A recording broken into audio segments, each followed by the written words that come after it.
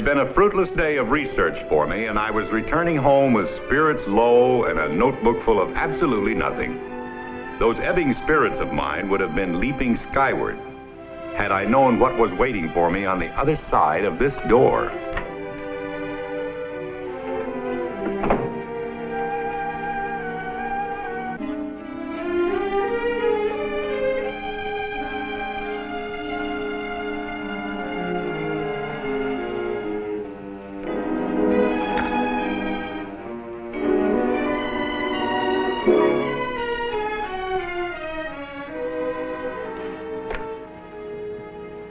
It's Mr. Brooks. What happened to my room? Oh, it looks like a cyclone hit it. Everything is all... Wait a minute, Harry.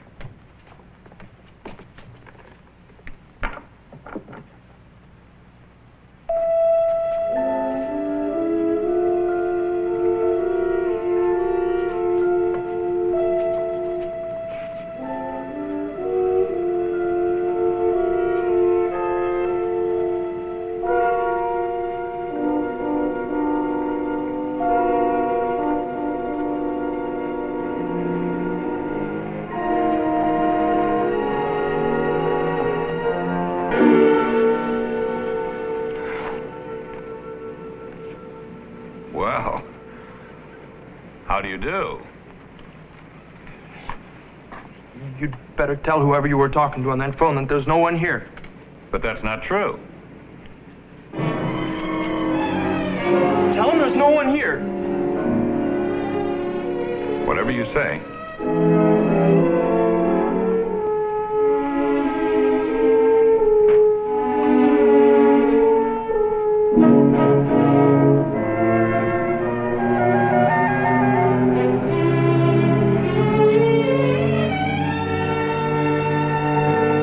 No, Harry, I guess I just left things strewn around, and for a moment I thought someone had been in here.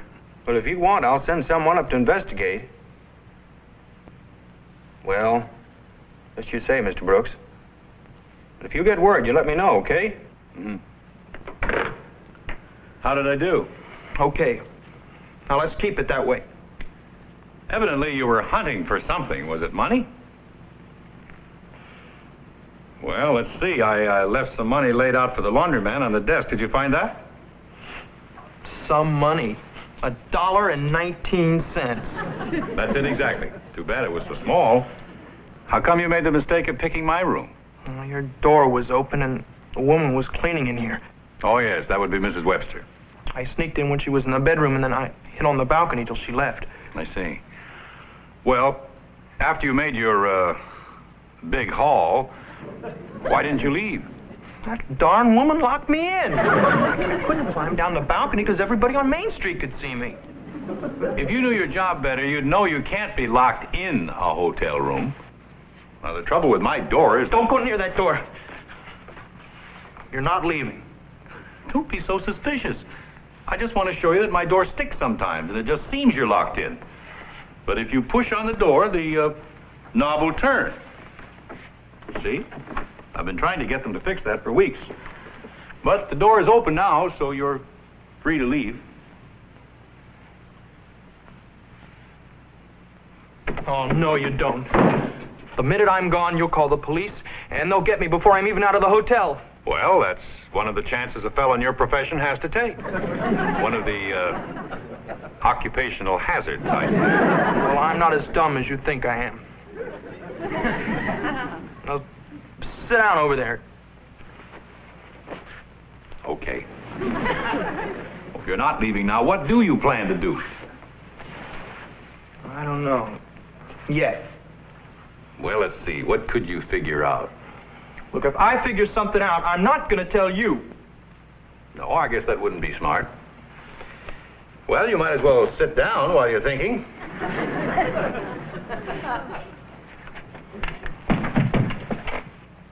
What's your name?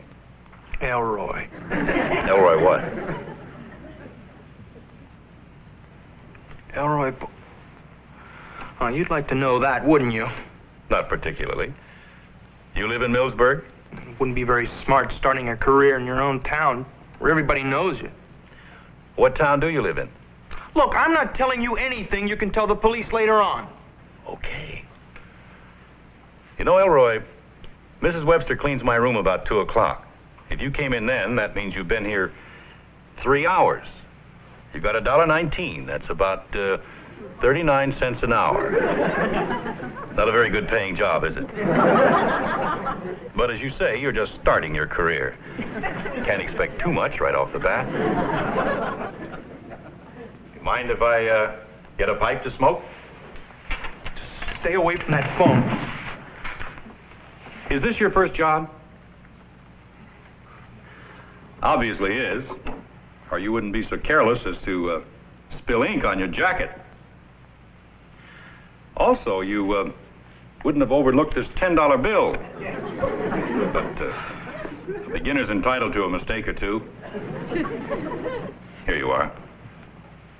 What is it, marked or something? Don't be so suspicious, Elroy. You'll find, by and large, people are fairly honest. I'll take it. No, I don't want any charity. I'm not a beggar. No charity, it's just part of your job. A man shouldn't work for nothing.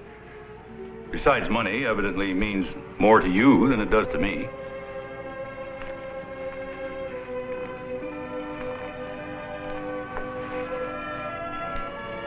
Money doesn't mean so much to me. It's what it can do for you that counts.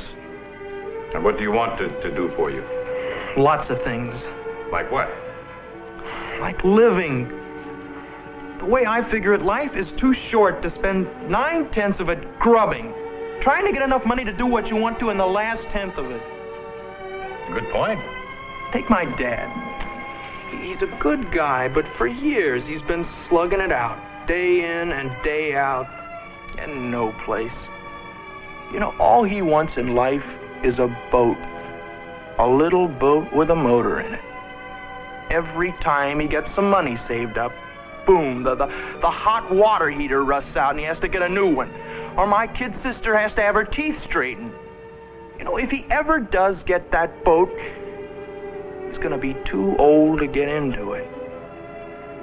Well, I'm gonna get my boat now. And I'm gonna sail through life. Really sail with music in my ears. Sounds pretty good. It is good. And I've got it all figured out. And you figure this is the way to get the money, huh? What difference does it make how you get it? Oh, I wouldn't want to hurt anybody. I wouldn't take money from, well, a struggling guy like my dad. Don't answer that. The desk downstairs knows I'm here. They'll get suspicious. Okay, but don't try anything funny.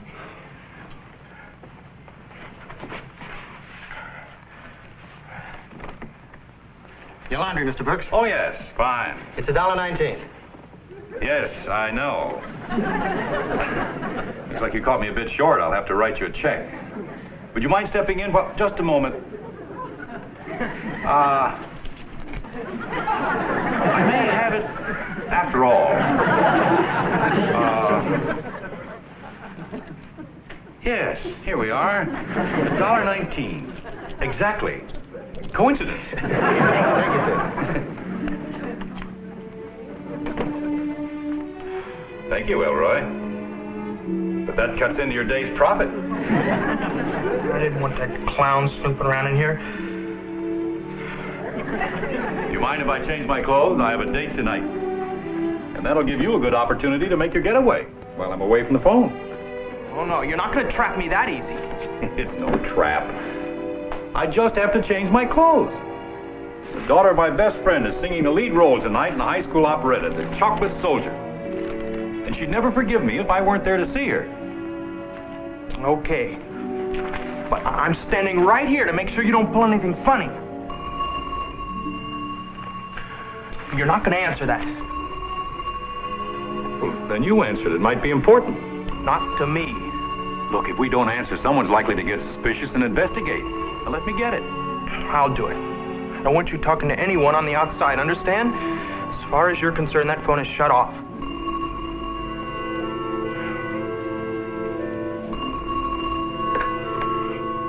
Hello? No, I'm not Mr. Brooks. He's out. Do you know where I can reach him? Well, when will he be back? To whom am I speaking? Oh. Well, will you please tell him that before we go to the operetta tonight, Mrs. Ramsey has invited us to dinner. About 6:30, she said. No, I said Mrs. Ramsey has invited... Look, just have him call me the minute he comes in. My name is Chris Logan. Okay. What a vague character. He didn't seem to know anything. Who was that you were talking to? I don't know. He said he was a friend of Mr. Brooks from out of town. Did Cameron mention anything to you about having a visitor? No, not a word. Hope this isn't going to upset our plans for the evening. Well, it better not. Evelyn will have Cam scalp if he doesn't come to hear her sing in the operetta tonight. But if he has this friend with him... Bring him along. We have some extra tickets. Meg always fixes enough to feed an army anyway.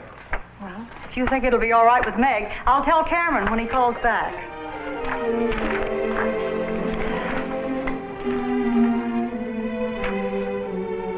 Funny he never mentioned he had a guest.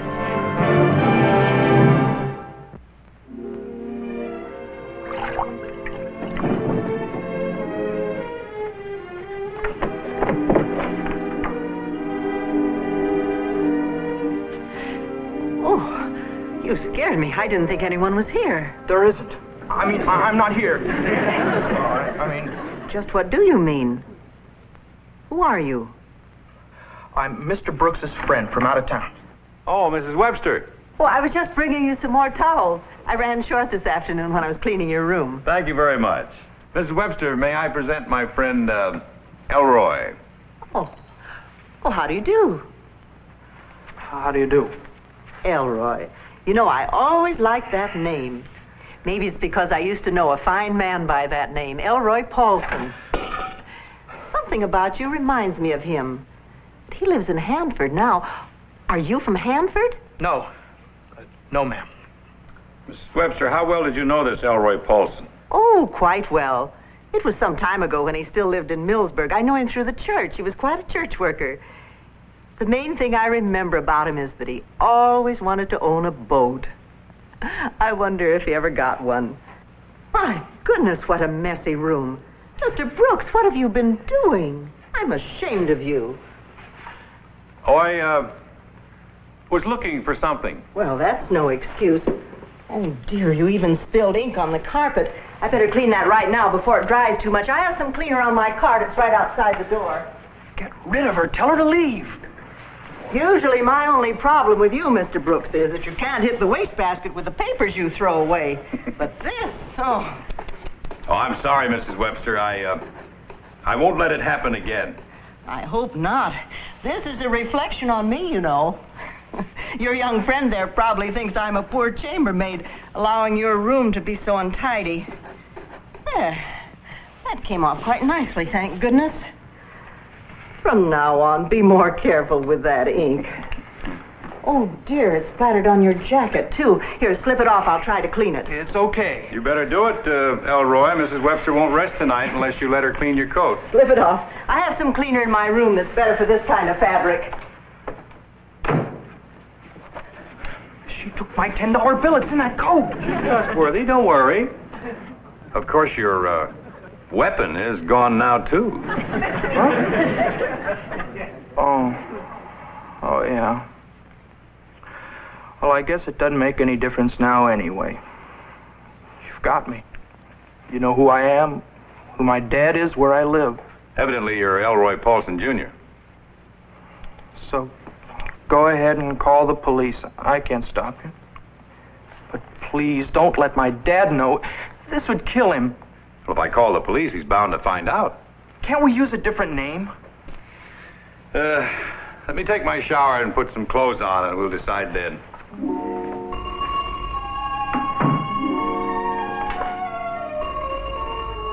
Elroy, answer that, please.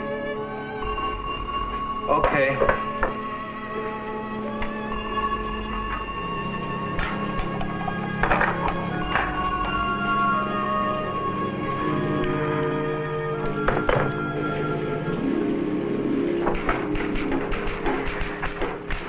There's no one in Cameron's room.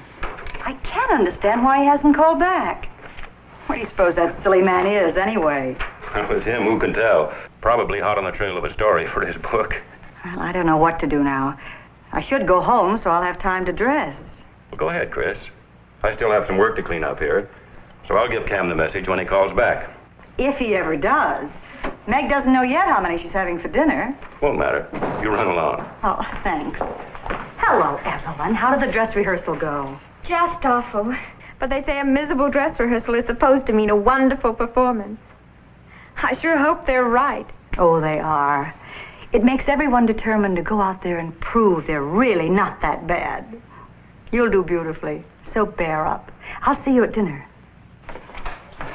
I decided I'd ride home with you, Father. Are you about ready to leave? Not quite. I've got another half hour's work here. Why don't you sit down and relax for a while? Do you good. Why, I'm too keyed up to relax. I've got to keep moving.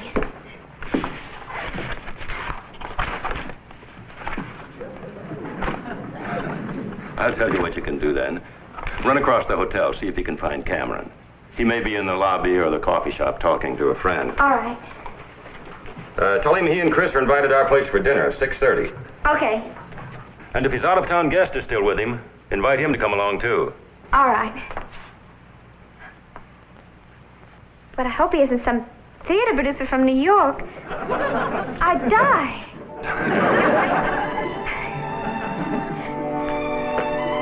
Hello, Evelyn. Well, you all set for your big performance tonight? I wish I knew. Do you know where I can find Mr. Brooks? Yeah, he's up in his room. He called me from there not long ago. Shall I ring him? No, I'll run on up. I have some time to kill, and I'd rather do it talking to him than sitting around that newspaper office. Thanks.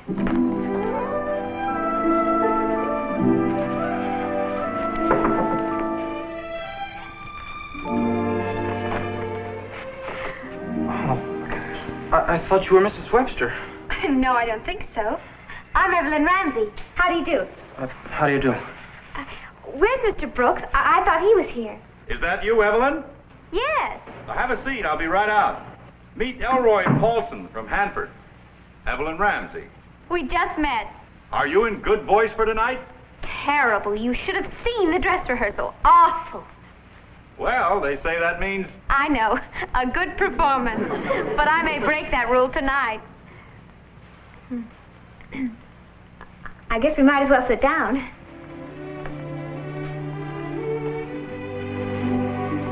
You know, when Father said Mr. Brooks had an out-of-town guest, somehow I pictured an old man with a beard. You must still be in high school. Yes, I am. Say, maybe you know a girlfriend of mine. She moved to Hanford about a year ago. Mary Kipling? I've met her. She's in the Glee Club. Oh, do you sing? Well, not very good, but I like music, all kinds. Me too. Oh, what part are you singing tonight, Nadina? Oh, do you know the Chocolate Soldier? Sort of. We did it in high school a couple of years ago, and I tried out for the part of Bummerly, but I didn't sing loud enough. I can sing loud better than good. Actually, you know, the character of Bummerly is sort of deceitful. I mean, like trying to get away from the Bulgarian soldiers by sneaking into Nadina's bedroom through her balcony. Hiding on a balcony doesn't sound very heroic, do you think? No, not very. Pretending he's so brave when he isn't, and pretending to be in love with Nadina just to save his own neck. Of course, he really does fall in love with her, and everything turns out well for him, but then they have to do that for the happy ending. That only happens on stage. In real life, if a man was found hiding on a balcony, he'd be arrested, wouldn't he? Did I say something wrong? No, of course not. You just happen to be 100% right. Oh, I was to tell Mr. Brooks to bring you along to the operetta tonight. We have extra tickets, and you're also invited to our house for dinner beforehand. Dinner at your house? Me? Yes. That is, if you don't already have other plans. I have to leave. Father's probably waiting for me by now. Mr. Brooks, I have to go, but in case you don't know it, you and Mrs. Logan are having dinner with us. 6:30. Don't be late. I'll be there. Don't worry. Bye. I hope you'll be able to make it too, Elroy. Bye.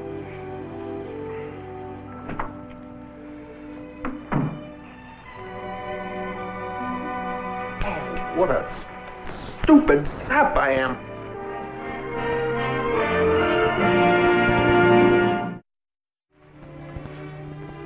Well, Elroy? She invited me to the operetta. Even to her house for dinner. Some big laugh, huh? Oh, why did she have to go and do that? Darn you, if it weren't for you, I could go. I could eat dinner with her. I could hear her sing. Is it what I know about you or what you know about you that's stopping you? Yeah. I did it to myself. One stupid mistake, and a guy pulls a rug right out from under him, so... I thought it didn't matter how you got where you wanted to go in life. I see it's the how that counts. It's the how that makes you what you are. I wish I was the police. I'd like to get this over with. The ink came out very well, see? Mm-hmm. I pressed it a little, too. That was very nice of you, Mrs. Webster. You did a fine job. Oh, this was in the pocket. Your pipe. Well, I'm very glad to have met you, Elroy.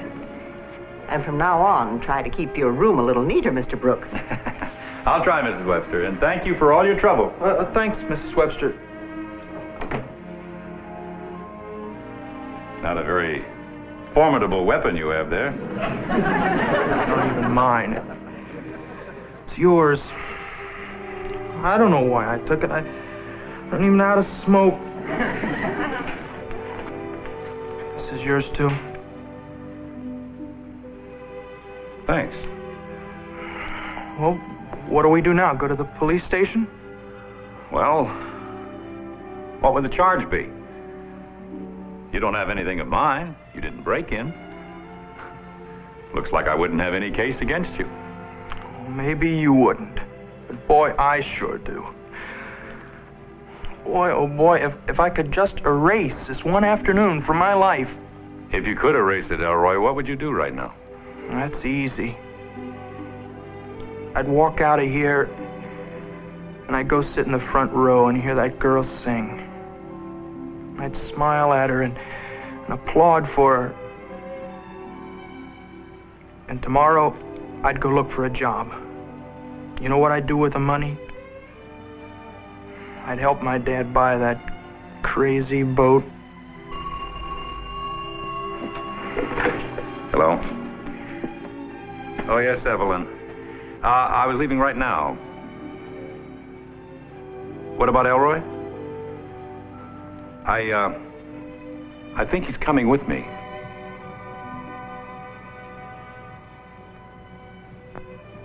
Yes, he's coming with me.